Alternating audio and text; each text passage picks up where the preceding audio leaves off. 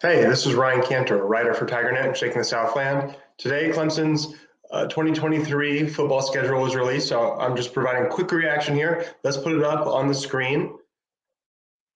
So the first thing that stands out is that this schedule is extremely backloaded. There's a really tough stretch after the open date.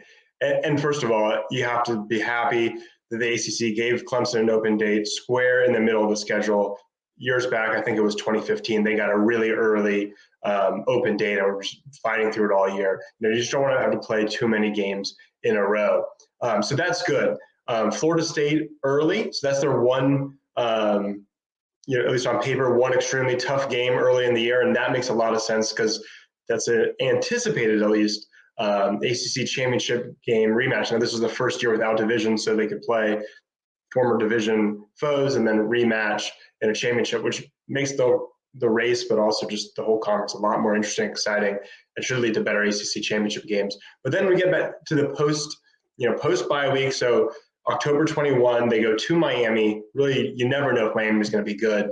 They have a great roster, but they were pretty bad last year, so kind of a question mark there. But then I think just a really tough back-to-back. They go from being on the road at Miami. They turn around the next week. They go on the road to NC State, and then they have to come home for Notre Dame. But NC State, Clemson beat them 30-20 this past season. Clemson lost the year before, but generally has their number. But going up to Raleigh to face, they'll have Brennan Armstrong, the former Virginia quarterback who set ACC records, he's among the top for single season passing yards.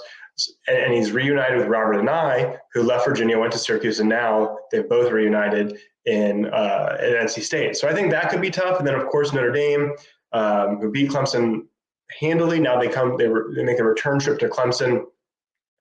They have Sam Hartman from Wake Forest, who also put up a lot of points on Clemson. So kind of back-to-back tough games. Then they get what should be a bit of a respite with Georgia Tech.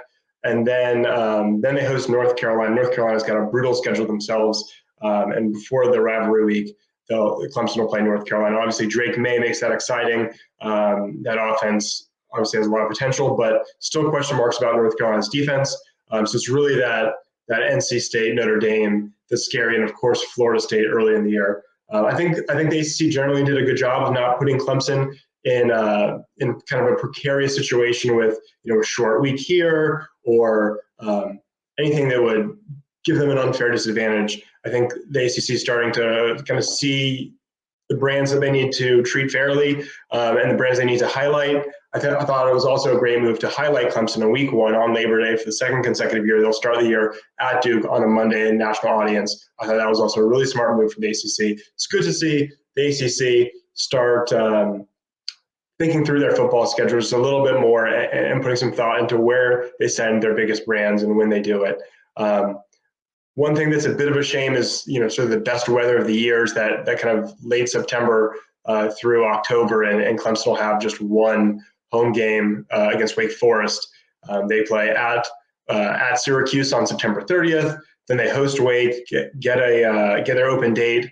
Then they go to Miami and NC State. They don't come back to November 4th. So they have a home game on the 23rd, 4th, and only one in between. So you'll miss a little bit of that good weather. But overall, this is definitely a schedule you can't complain too much about. It's tough. It's one of Clemson's tougher schedules in quite a while, but I think it gives Clemson fans a lot to look forward to. It's well balanced. You get one exciting game, or marquee game, I should say.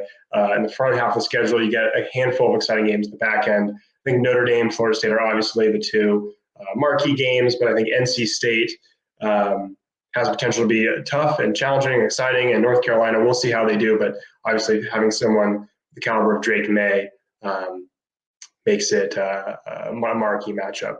So let us know what you think in the comments, and if you enjoyed this, please share, and be sure to subscribe to the channel. Thanks.